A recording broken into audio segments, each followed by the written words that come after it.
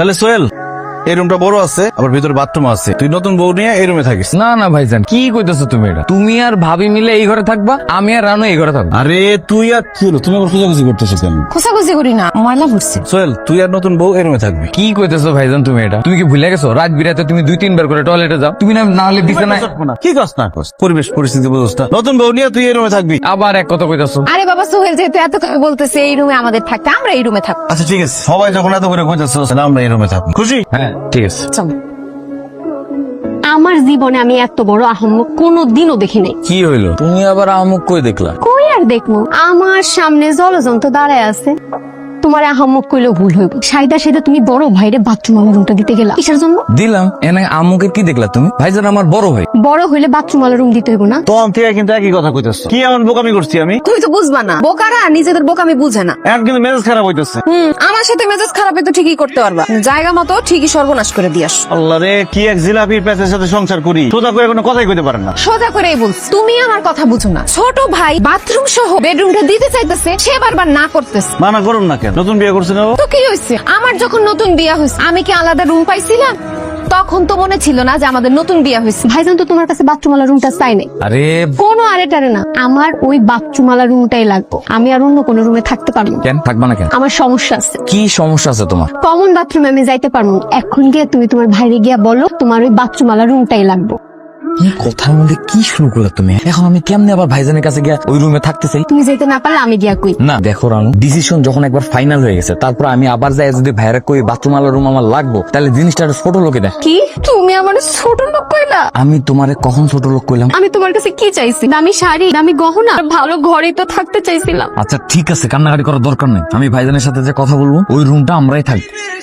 ভাইজান কি রে, কিছু কবি? ওই বুঝছি কি ভাই, আরে কি কবি ক, তুতলাস কেন? তেমন কিছু না ভাই, ওই আমরা যে বাসাটা দেখতে গেছিলাম ওটা অ্যাটাচ বাথরুম সহ যে রুমটা না, ওই রুমটা আমাকে দিবা। তখন এত করে কইলাম ওই রুমটা তুই নিলি না, এখন বাসায় আর পর কি হইলো? কি আর হইব, তোমার ভাই বউয়ের কথা চলে তো। বউ মনে হয় বাড়িতে এসে কিছু বলছে। না ভাবি, ওই আমরা নতুন বিয়ে করছি তো। রাখো, এই বাড়িতে আমরা থাকতাছি না। এই বাড়িতে তো একটাই বাথরুম। এই বাড়িতে যদি সমস্যা না হয় ওইখানে গিয়ে তোমার কি সমস্যা হইব? শুনো, বউয়ের কান কথায় কম উঠা বসা করো। হ্যাঁ, বউয়ের তো খায় দেয় কোনো কাম নাই। কোনটা কাম কথা সেটা আমার খুব ভালো করে জানা আছে। ভাবি আপনি আর পুরো কথা না শুনে সুগলামি শুরু করছেন কেন? আমি সুগলামি করি? মুখ সামলায় কথা বলো রানু। বাদ দাও না। কেন বাদ দিব কেন? আমি ওর ছোট না বড়? বড়দের সাথে কিভাবে কথা বলতে হয় বাপ মা শিখায় নাই। খবরদার ভাবি, বাপ মা দিলে কথা বলবেন না। বাপ মা যে শিক্ষা দিতে পারে নাই সেটা আমি বুঝতে পারছি। এই তুমি কিছু বলবা না? ভাবি যে আমার বাপ মা দিলে খারাপ খারাপ কথা হইতাছে। হ্যাঁ ভাবি, বাপ মারে তুলে আনার কি দরকার? দেখছো তোমার ছোট ভাই বউয়ের কেমন দালালি করতেছে। মুখের যে ভাষা, আপনার বাপ মা যে আপনারে কেমন শিক্ষা দিচ্ছে সেটা আমিও এবার খুব ভালো করে বুঝলাম। তুমি এখনো চুপ করে থাকবে, কিছু বলবো না? কি যে শুরু করলা তোমরা? চল দাদা যা। আমরা না হয় ঘরে গেলাম, কিন্তু ভাবি যে এতক্ষণ দাঁড়ায় দাঁড়ায় মুখ খারাপ করলো, আপনি তো তার কিছু কইলেন না। ওরে আমার বিচার দাওনি গো, আগে তোর বিচার কর। একদম তুই তো গাড়ি করবেন না, ভালো হবে না কিন্তু ভাবি। তুই আমার কি খারাপ করবি ছোট লোক? ওরে আল্লাহ রে, আমার বড় লোক ভাইজানের পকেট থেকে টাকা চুরি করে বাড়িতে পাঠায়, বাড়িতে পাঠানোর পর সেই টাকা দিয়ে চাউল কিনা ভাত রাইন্দা খায়, সে আবার আসছে আমার ছোট লোক কইতে। আপনি কি মনে করছেন আমি কিছু জানি না? না না রানু, না যাই না শুনে এই ধরনের কথা বলা তোমার ঠিক হয় নাই। ভাবি তো বড় মানুষ ভাইজান, ভাবির তো রানুর এইসব কথা ঠিক হয় নাই। তোর ভাবির না এটা রাগ করছে, রাগ উঠে তুই একটা কথা বলে বলেছে, তাই বলে রানু মুখ করবো? আরে রানু তো পরে মুখ খুললো, তার আগে তো ভাবি নিজে সুপারা বানাইলো। হ্যাঁ না তো বেয়াদবি কি করলাম আমি? চল দেখ, মেজাজ খারাপ লাগতেছে, যাই কেন যা। এই কথাটা নিজের বউরে করতে পারলাম না? আমি নাকি আমার বউয়ের কথা শুনি, আর তুমি তো তোমার বউরে টরাও। একটা থাপ্পড় দিয়ে দাঁত সব ফালা দেবো। আপন মারবা কেন? ভুল কিছু কইছি আমি? আবার কথা বলাইতেছে, তোর যাইতে তো সেখান থেকে যা। আই চলো, ওনারা যদি তোমার বাথরুমে থাকতে দেয় তুমি বাথরুমে থাকবা। এই রানু খবরদার, এটা নিয়ে আর একটা কথা বলাইবা না, যাই এখান থেকে যাও। তুমি রানুর হয়ে ধমক দিয়ে কথা কইতেছো কেন? আরে অন্যায় করলে বড় ভাই একটু শাসন করতে পারে না? কি অন্যায় করছো? অন্যায় তো করছো তুমি। চল কি সহে তুমি তোমার চোখ খবর হয়েছে না, আমার ধমকাইতেছো। খবরটা বড় হয়েছে দেখে যা খুশি তাই করবা, আর আমি চুপ করে বসে থাকুম, কিছু করুন না। শেষ, আজকের থেকে সব সম্পর্ক তোর সাথে শেষ। ও শেষ হলে শেষ। আজকের মধ্যে তুমি আমার ব্যবসা পাতি সব হিসাব নিকাশ বুঝাই দিবা। এই চলো করো, আরো বাই বাই করো। এই যে হিসাব, আমার ভাগে 1.5 লাখ টাকা পড়ে, আমার 1.5 লাখ টাকা দিয়ে দিক, আমি দোকান চলে দিয়ে দেবো। তোমরা দুই ভাই মিলে ছোট্ট একটা দোকান রে মাশাআল্লাহ কত বড় করছো। এখন তুমি মধ্যে কি হইলো কি হলো না হলো এটা বোঝার দরকার নাই ভাই। দাও ভাই ভাই ঝগড়া হইব, বিপদ হইব, এটা তো স্বাভাবিক। তাই বলে সবকিছু আলাদা করে আলাই দিব, এটা কিন্তু ঠিক না। হিসাব নিকাশ করছো, ভাগাভাগি হয়েছে? হিসাব করে সোহেল কইছি আমার ভাগে 1.5 লাখ টাকা দিলে দোকান ওর নামে দিয়ে দেবো। 1.5 লাখ টাকা তুমি কি বুঝা কইলা? হিসাব কইরা কইছো তো তুমি? আর হিসাবে তো তুমি বুঝলে তুমি ব্যবসা করতা। আমি ব্যবসা করলে তোমার তে ভালো করতাম। দোকানে মাল আছে কয় টাকার? 5 লাখ টাকা। তারপর বাকি বাট্টার টাকা আছে। তুমি কমপক্ষে হলেও 3 লাখ টাকা পাইবা। যেটা বুঝো না সেটা নিয়ে কথা বলো না। আমি বুঝাই বলতেছি, তুমি কালকে গিয়ে তোমার হিসাব বুঝে নিবা, নাইলে আমি যাবো, আমি দোকানে যাই কথা বলবো। এত কথা নয়, কি লাগছে খাওয়ান রেডি করো। তোমার একটা কথা কই, তুমি এই ভুলটা কইরো না। তুমি ভাইজানের শুধু শুধু কিসের জন্য 1.5 লাখ টাকা দিবা? হিসাব তুমি করছো, হিসাব কি তুমি করছো? ভাইজান যেটা হিসাব করছে ওটাই ঠিক। মাথা মোটা কয় কি, তুমি একটা হিসাব করে দেখবা না? আর তাছাড়া দোকানে কি 3 লাখ টাকার মাল আছে? উনি তো লাখ সহ দাম ধরছে, কিছু মাল যে নষ্ট হইব বাদ যাইবো সেই হিসাব কি উনি করছে? কালকাই তুমি হিসাব করে ভাইজানে 50,000 টাকা ধরাই দিবা। চাইলে কি 50,000 টাকা দেওয়া যায় নাকি? হিসাব মতো যে টাকা পাবি ওইটা তো দিতে হবে। তুমি এরকম ভাবে হিসাব করবা যেন ভাইজান 50,000 টাকাই পায়, কথাটা কি মনে থাকবো? 50,000 টাকা গছ কোন বুঝছে? কালকে হিসাব করে কইছে 1.5 লাখ টাকা, কিন্তু হিসাবে ভুল আছিল। এখন আমি হিসাব করে দেখছি আমার ভাগে 3 লাখ টাকা পড়ে। এটা আপনি কি করলেন ভাই? এই সামান্য দোকান থেকে 3 লাখ টাকা কেমনে হয়? মালের টাকা আছে, অ্যাডভান্সের টাকা আছে, বাকির টাকা আছে, হিসাব কর। আপনি তো নিজেই কালকে হিসাব করে বললেন যে 1.5 লাখ টাকা হয়েছে। কি জাবেদ ভাই? হ্যাঁ, কইছি তারা ওরা হিসাব ভুল হইতে পারে না। কেমনে কথা ঘুরে দেখছেন? এই কথা ঘুরাইলাম কই? মানুষের ভুল হইতে পারে না। কি জাবেদ ভাই, মানুষের ভুল হইতে পারে না? মানুষের তো ভুল হইতেই পারে। না না, আমি নিজে হিসাব করে দেখছি 50,000 টাকা 1 টাকাও বেশি হয় না। তুই কি নিমো খারাপ? 50,000 টাকা কস কোন হিসাবে? এই যে দোকানে এত মালামাল সবকে আমি বেচতে পারবো, কিছু নষ্ট হইব না। 50,000 টাকার 1 টাকা বেশি আমি দিতে পারবো না। আর আমি 3 লাখ টাকার 1 টাকা কম নিমু না। তুমগো 2 ভাইয়ের মধ্যে যে সমস্যা, এই সমস্যা আমি সমাধান করতে পারবো না। আমি একটা কথা কই, আমার এক পরিচিত উকিল আছে, এর লগে দেখা করো, হ্যাঁ একটা ভালো পরামর্শ তুমি দিতে পারো। সবই তো শুনলাম, 2 ভাই একসাথে আর ব্যবসা করতে চাও না, এই তো? আপনি দোকানে গিয়ে দেখেন আমি যেটা কইছি ওটা ঠিক কিনা। আরে ঠিক বা ঠিক তো কোর্ট বুঝবে। কোর্ট হইলো কোথ থেকে? তাহলে আমার কাছে আসতো কেন? আমার সাথে কথা বললে ফি লাগে, কোনো কিছু সমাধান করতেও ফি লাগে, আর লাগে একটা কেস। আমরা কোনো কেস করতে পারবো না, সমাধান এমনি। তোমার মত কি? ভাই ভাইয়ের বিরুদ্ধে মামলা করুন, এটা সম্ভব না।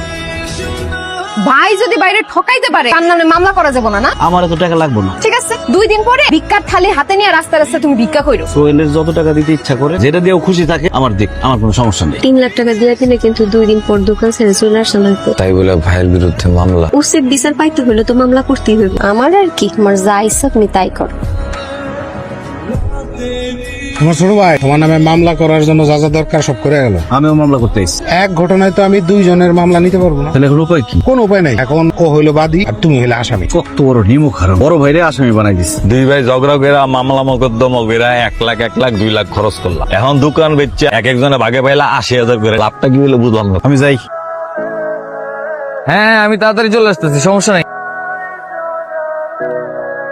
কিরে কেমন আছোস? আছি ভালোই, তুমি কেমন আছো? আছি, ভালোই আছি। গাড়ি কিনতে চাইছিলাম, কিন্তু তোর ভাবি আবার গাড়িতে উঠলে বমি করে। চল কোথাও বসে কফি খাই। আরেকদিন দেখা কম।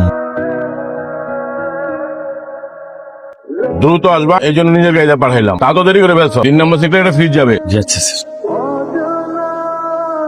পুরা কপাল আমার। সোহেলের সাথে দেখা হয়েছিল আজকে। সোহেল নতুন প্রাইভেট কার কিনছে, ফ্ল্যাট কিনছে। আমি তোমারে কইছিলাম না সোহেলে টাকা চুরি করতো। দোকানের থেকে টাকা চুরি করলে কত টাকা চুরি করতে? আর দোকান থেকে চুরির টাকা দিয়ে ফ্ল্যাট গাড়ি এগুলো করন যায়। ইলেকট্রিক শোরুম দিচ্ছে, যেখানে এসি ফ্রিজ এগুলো বেচছে। এত টাকা পাইলো কো? ব্যবসা করে। আর আমারও কপাল, আমি রাস্তা রাস্তায় বুড়ি বেচছি। তুমি আর আমি যদি ব্যবসা ঠিকঠাক মতন করতাম তাহলে আর তোমার ওই রাস্তায় রাস্তায় ঝালমুড়ি বিক্রি করা লাগতো না, আর আমারও ডেলিভারি মানে চাকরিটা করা লাগতো না। সামান্য কথা কাটাকাটি, তাও আবার আমাকে বউগো কথা কাটাকাটি লাগে আমরা 2 ভাই আলাদা হয়ে গেল। খুবই অন্যায় হয়েছে ভাই। আমরা 2 ভাই বউগো কান কথা শুনে আলাদা হয়ে গেল। খবর একটা শাস্তি দিতে হবে ভাই। আমি আর তোমার ছাড়া থাকতে চাই না। আমিও চাই না, কিন্তু এই কথা বউরা শুনলেই তো আবার কান কথা দেওয়া শুরু করবে। আমরা না শুনলেই হয়। এখন থেকে আমাকে বউগো কোনো কুপরামর্শ লমু না। আচ্ছা সে বলি, আমি যদি মরে যাই হঠাৎ, তা তোমার কি? কি কইতাছো? আরে কও না, মরে গেলে। না না, আমি এসব কথা ভাবতেও চাই না। তোমার স্যার আমি কেমনে থাকবো? আমি থাকতে পারবো না। কথা কি সত্য? অবশ্যই সত্য। 28 বছর বয়সে আমি বিয়ে করছি। 4টা বছর ধরে তোমার সাথে সংসার করি। 4 বছরে আমাদের এমন সম্পর্ক হয়ে গেছে যে একজন নারী জনের ছাড়া থাকতে চাই না। কিন্তু একটা ব্যাপার চিন্তা করে দেখো, মায়ের নারী ছেড়া 2 আপন ভাই এত বছর একসাথে থাকতাম। গত 2টা বছর ধরে আমি আমার ভাইরে দেখি না, ভাইটার লোকে কথা কইতে পারি না। আমার ভিতরটা কেমন লাগে তুমি কও? আমি কি কথা কইতে না করছি? না তো করছি। কখন না করলাম? বাথরুম সহ ফ্ল্যাটের রুমটা তুমি সোহেলের দিতে মানা করো নাই? দোকান ভাগের সময় আমি 1.5 লাখ টাকা নিতে চাই, তুমি আমার আটকাও নাই? সোহেলের নামে মামলা করার জন্য তুমি আমার উকিলের কাছে পাঠাও নাই? ওর বোর সাথে তুমি ঝগড়া করো নাই, তার গালিগালাজ করো নাই? এখন শব্দ সামার হয়ে গেছে না? হ্যাঁ ওরাও করছে, তুমি তো বড় ভাবি। ওরা অন্যায় করলে কি আমরা অন্যায় করবো? আজকে অগলেগা দরদ এমন উতলে পড়তেছে কেন? আমি সিদ্ধান্ত নিচ্ছি, আমি আমার ভাইয়ের সাথে থাকবো। আমি থাকুম না। না থাকলে নাই, মিথ্যাবাদী বোর সাথে থাকার চেয়ে না থাকাই ভালো। আমি মিথ্যাবাদী? অবশ্যই মিথ্যাবাদী। একটু আগে তোমার জিগাইলাম না যে আমি মরে গেলে তুমি কি করবা, আমার ছাড়া নাকি তুমি থাকতে পারবো না। যখনই শুনলাম আমরা 2 দুই ভাই এক লগে থাকো তখনই তুমি আবার থাকতে চাও না, তাহলে কি তুমি মিথ্যাবাদী হলেন না? এই কথা আর এই কথা এক না। যেই বউ জামাইয়ের পরিবার থেকে আলাদা করতে চায় এরকম বউয়ের আমার কোনো দরকার নাই। শুনছো ভাইজান কি কয় শুনছো? এরকম বউ থাকার কোনো দরকারই নেই। আমি এখন থেকে তোমার কথা শুনো, সবার লেগে যেটা ভালো সেটাই কর। তাহলে আজ থেকে আমরা দুই ভাই এক ফ্ল্যাটে থাকবো, আর বড় যে রুমটা থাকবো ওই রুমে সোহেল আর সোহেলের বউ থাকবো। হ্যাঁ রাজি। না ভাইজান, আমি রাজি না, কারণ বাথরুম যেই রুমটা থাকবো সেই রুমটাতে আপনারা থাকবেন। না গো বোন, তোমরা থাকবা বড় রুমে।